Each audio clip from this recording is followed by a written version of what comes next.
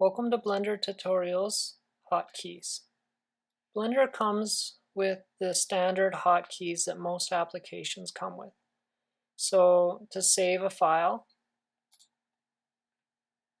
you would have Command S on a Mac or Control S on a Windows or a Linux.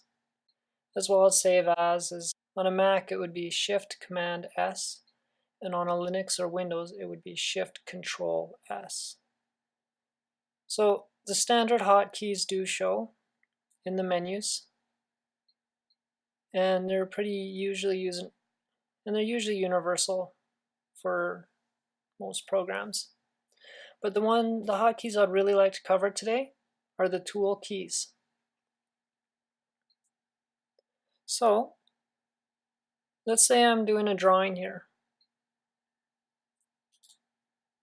And let's say I'm drawing a tree. We would probably want a brown color and a green color.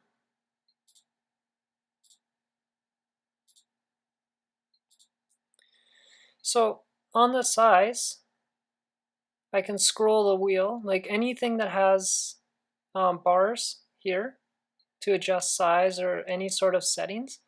I can use a scroll wheel, and you'll notice that the size of the paintbrush, this is 20, the size of the paintbrush as I scroll down on the scroll wheel will be smaller. Or I can scroll up to make it higher, make it bigger. Then you also can, on the two arrows here, you have pointing left and right. If you click on it, it's a slow adjusting. But if I have it around somewhere around here and then click where it's showing just pointing up and then adjust, it's really quick to change the settings. Now these isn't really necessarily hotkeys, but it's important to know how to do this for flow and speed. Also, if I wanted to make the picture bigger, so just do something like that real quick. If I wanted to zoom in, I can hover my mouse over this area here with the zoom and scroll up on the wheel or down. And another little extra way to speed things up. If I have my tool in the working area and I scroll up or down on the wheel, scroll wheel, it will move up and down. Now say I wanted to scroll over to this area, right? Instead of having my in the working area, I can move my mouse down over here, into the bottom bar here, and scroll up or down. And this will scroll pan left or right on my work. Now, say I'm drawing a tree. I have the bark here. And I want to quickly switch to my green color, because my palette it has two colors. If I want to switch to my green color, all I have to do is press X on the keyboard. And watch this area right here. If I press X again, it'll switch over again. And I can do that throughout my work. So if I want to start using green, it's a really bad looking tree, I know. But some green, say I want some more brown, right? Give it a little bit of roots. Right? And then some more green. And now to switch it over to the default black and white palette colors, I can either click here, or I can press the D key on the keyboard.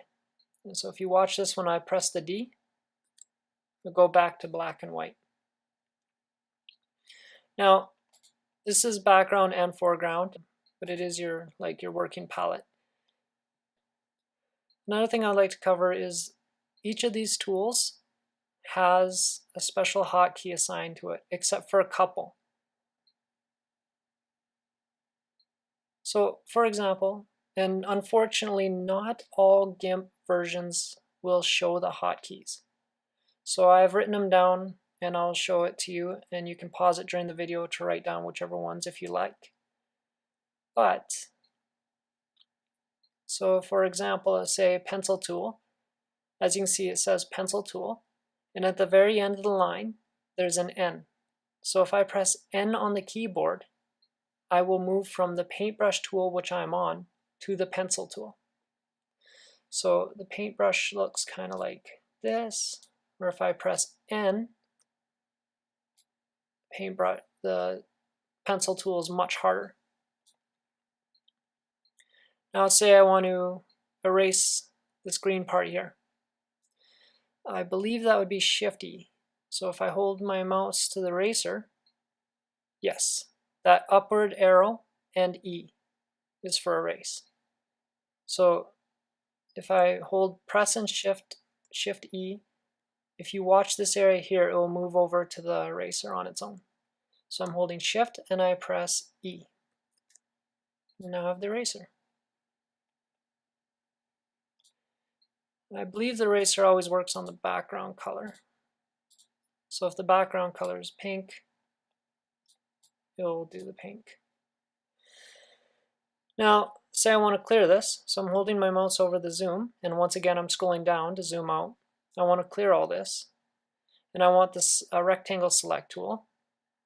So that would be R, scroll out, R, select all the working area, and then Command X to cut this entire work out. If you go in the edits, cut would be Command X. If you're on a Linux or Windows, it would be Control X.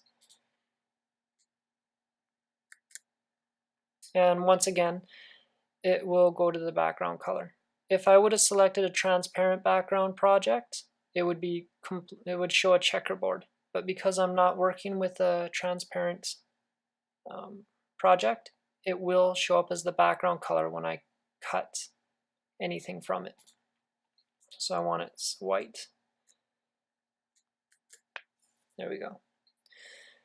And that essentially covers the hotkeys for the tools, the palettes, and I also covered some of the scaling, how you can scroll up and down.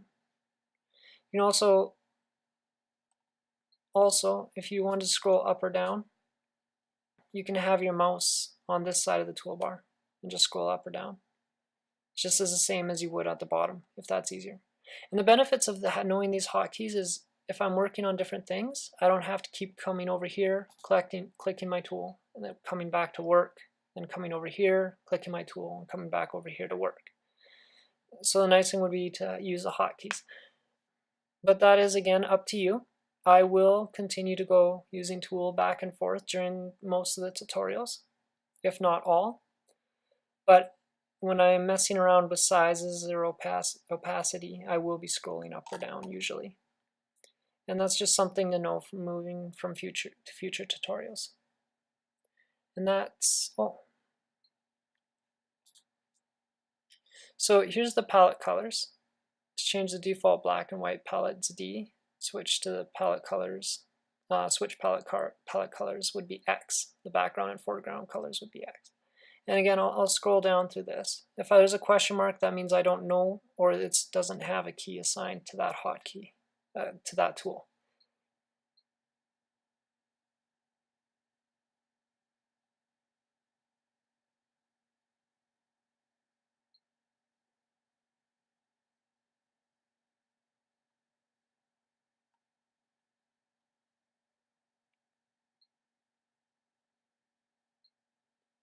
And hopefully that helps. See you in the next tutorial.